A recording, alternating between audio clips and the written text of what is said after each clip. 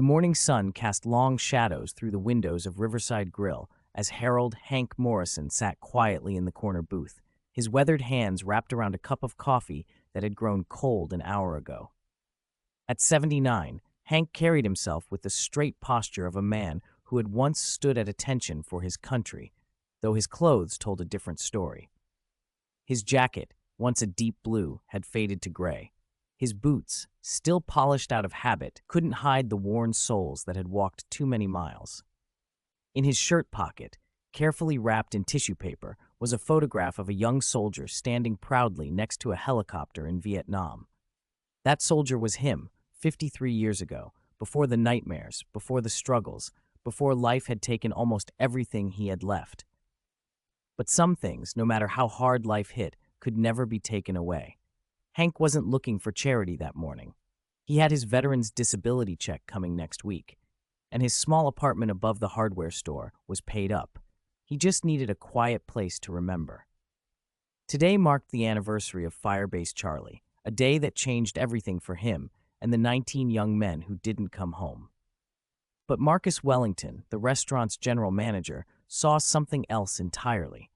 Marcus, with his perfectly pressed shirt and gold-plated name tag, had built his reputation on maintaining the right kind of clientele. When he spotted the old man in the corner, nursing the same cup of coffee for over an hour, his jaw tightened with professional irritation. "Excuse me, sir," Marcus said, approaching the table with the kind of smile that wasn't really a smile at all. "I'm going to need to ask you to move along. This establishment has a policy about loitering." Hank looked up slowly, his gray eyes meeting Marcus's with quiet dignity. "I bought coffee, son, just sitting here thinking." Marcus's expression hardened. "One cup of coffee doesn't give you the right to take up space all morning. Our paying customers need these tables." He gestured broadly at the half-empty restaurant. "And frankly, your appearance is making other guests uncomfortable." An elderly couple at a nearby table looked up from their breakfast, clearly listening. A businessman in a corner booth glanced over his newspaper with interest. The morning rush was thin, but Marcus had an audience, and he seemed to enjoy it. "I served this country for 30 years, Hank said quietly, his voice steady despite the tremor in his hands. "I think I've earned the right to sit and drink my coffee in peace." Marcus let out a short, dismissive laugh. "Yeah, sure you did. Look, I've heard every sob story in the book. Everyone's a veteran when they want sympathy." He crossed his arms.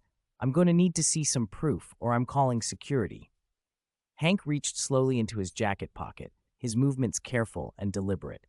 He pulled out a worn leather wallet and removed his VA identification card, placing it gently on the table.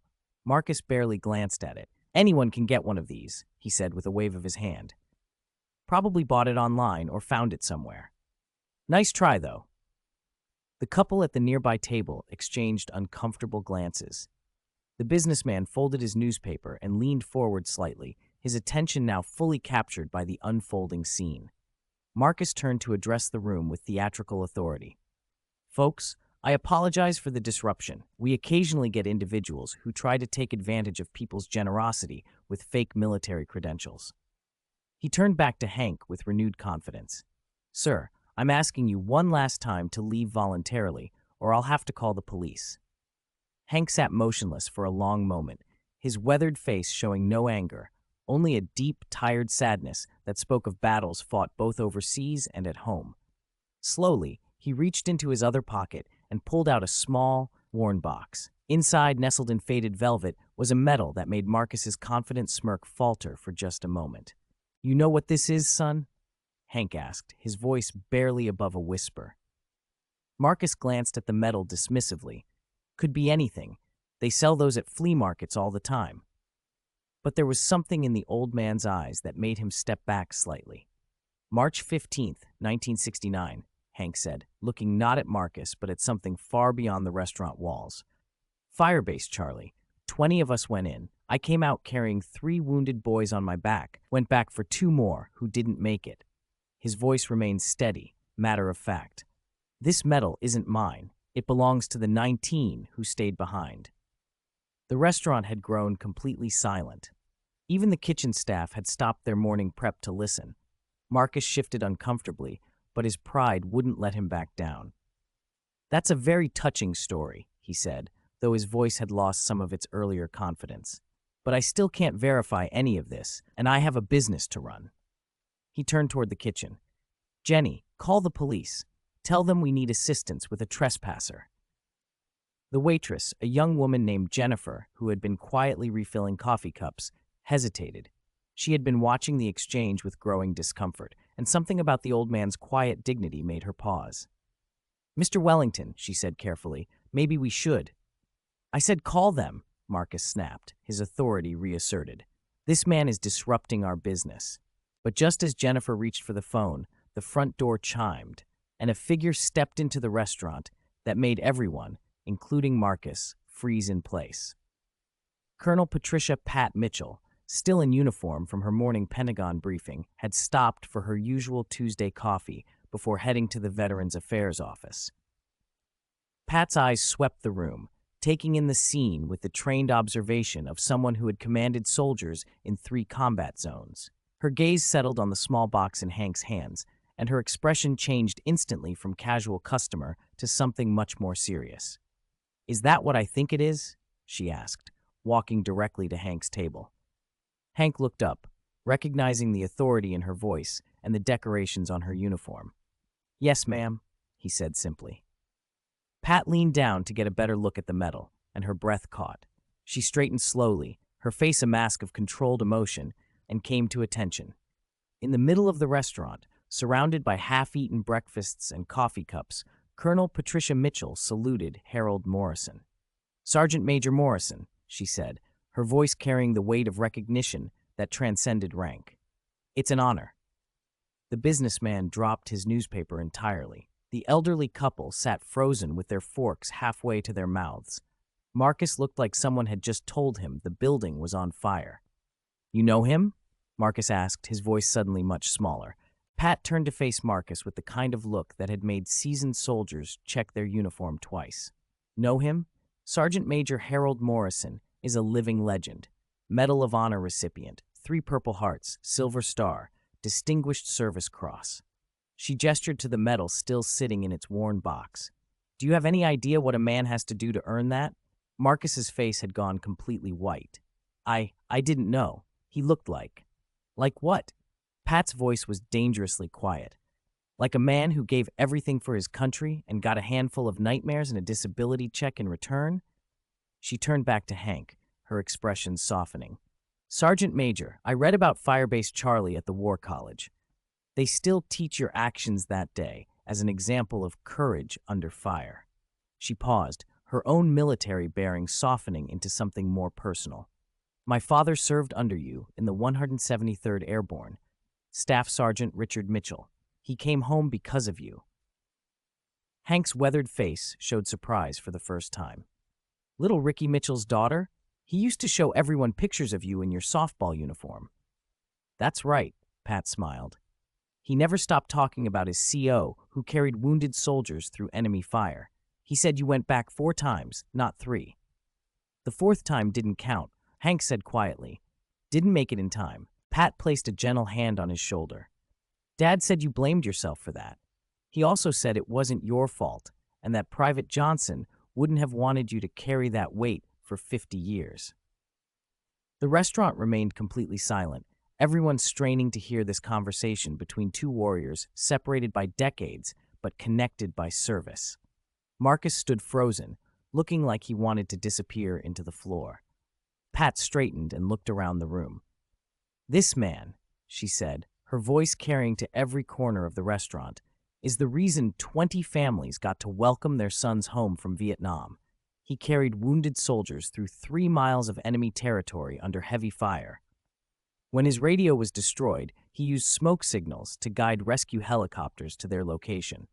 She turned to Marcus with barely contained anger. "And you were going to have him arrested for drinking coffee while being inconveniently old and underdressed." Marcus opened his mouth, then closed it again. There were no words that could possibly make this situation better. Pat pulled out her phone and made a quick call. "This is Colonel Mitchell. I need you to cancel my 10 o'clock and push back the 11:30.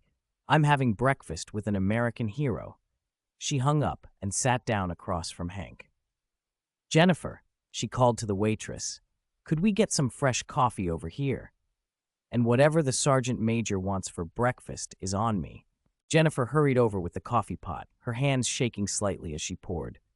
"Of course, Colonel. And sir," she said to Hank, "I'm sorry about all this. Thank you for your service." Hank nodded slightly. "Thank you, miss." Pat leaned forward. "Sergeant Major, I have to ask, what brings you here this morning? Are you okay? Do you need anything?" Hank was quiet for a long moment, his hands wrapped around the fresh cup of coffee. "Today's the anniversary," he said finally. 54 years ago today. I come here because it's quiet and I can think about the boys who didn't come home." He paused. "Don't need anything special. Just wanted to remember them in peace." Pat nodded, understanding. "Would you mind if I remembered them with you? I've read their names on the memorial wall, but I'd like to hear about them from someone who knew them." For the next hour, as the morning rush came and went around them, Colonel Patricia Mitchell listened as Sergeant Major Harold Morrison talked about 19 young men who had died 54 years ago in a place most people couldn't find on a map. He told her about Private Johnson, who carried pictures of his girlfriend and planned to propose when he got home. About Sergeant Rodriguez, who could make anyone laugh, even in the worst conditions. About Corporal Washington, who had been just 18 and wrote letters to his mother every day. Marcus had retreated to his office, presumably to update his resume and figure out how to explain this to corporate. Other customers came and went, but the corner booth had become a sacred space where two soldiers honored the memory of those who had given everything. When they finally finished, Pat stood and saluted again. "Sergeant Major, it's been the greatest honor of my career to meet you and hear those stories. Thank you for keeping their memory alive." Hank stood as well, his back straight despite his age. "Thank you for listening, Colonel. Your father would be proud." As Pat prepared to leave, she turned back one more time. "Sergeant Major, I want you to know that Veterans Affairs has a program for Medal of Honor recipients. Better benefits, better health care, better housing if you need it. Would you be interested in hearing about it?" Hank considered this. "I don't need much, Colonel, but if it means I don't have to worry about having a place to remember the boys, then yes, I'd like to hear about it." Pat handed him her card. "Call me tomorrow. We'll take care of everything." After she left, the restaurant seemed to return to normal, but something had changed. Jennifer made sure Hank's coffee cup never went empty. Other customers nodded respectfully when they passed his table. The businessman, before leaving, quietly paid for Hank's breakfast and left a note thanking him for his service. Marcus never returned from his office that morning. By the end of the week, he had been quietly transferred to another location with a strong recommendation for sensitivity training and a permanent note in his file about the incident. The restaurant's owner, when he heard the story, had a small plaque installed at Hank's usual booth. "Reserved for heroes, in honor of Sergeant Major Harold Morrison and the fallen of Firebase Charlie." 3 months later, Hank moved into a Veterans Affairs housing complex specifically designed for Medal of Honor recipients. His new apartment had a view of the river, and every morning he would sit by the window with his coffee and remember 19 young men who never got the chance to grow old. The photograph of that young soldier in Vietnam now sits framed on his nightstand next to a newer photo taken at the restaurant that day. Colonel Mitchell shaking hands with Sergeant Major Morrison, 2 generations of service connected by respect and remembrance. Every Tuesday, Hank still goes to Riverside Grill. Jennifer always has his coffee ready, and the corner booth is always available. Other veterans have started joining him. Younger men and women from Iraq and Afghanistan who have heard the story and want to learn from someone who has walked their path. Marcus never returned to the restaurant, but he did send a letter months later. In it, he apologized and said that meeting Sergeant Major Morrison had changed how he looked at everyone he met. He had started volunteering at a veterans subsistence shelter and was learning that heroism doesn't always look like what we expect. Colonel Mitchell kept her promise. She visited Hank regularly, and they became friends who understood the weight of service and the importance of remembering those who didn't come home. She eventually recommended him as a guest speaker at military academies, where young officers learned that true leadership means carrying your people, especially when, nobody is watching. The Medal of Honor still sits in its worn box in Hank's apartment, but now it's displayed on a shelf where visitors can see it. Not because Hank wanted recognition, but because Colonel Mitchell convinced him that his story needed to be told. Young people needed to understand that heroism isn't about seeking glory, it's about doing what's right when everything goes wrong. Firebase Charlie is now studied at military schools around the world. But for Hank, it's not a tactical case study or a historical footnote. It's a Tuesday morning in a restaurant booth, remembering 19 friends and making sure they're never forgotten. Because that's what heroes do. They remember, they honor, they carry the weight so others don't have to. And sometimes, when they're lucky, they find people who understand that true service never really ends. It just changes form, one quiet act of remembrance at a time.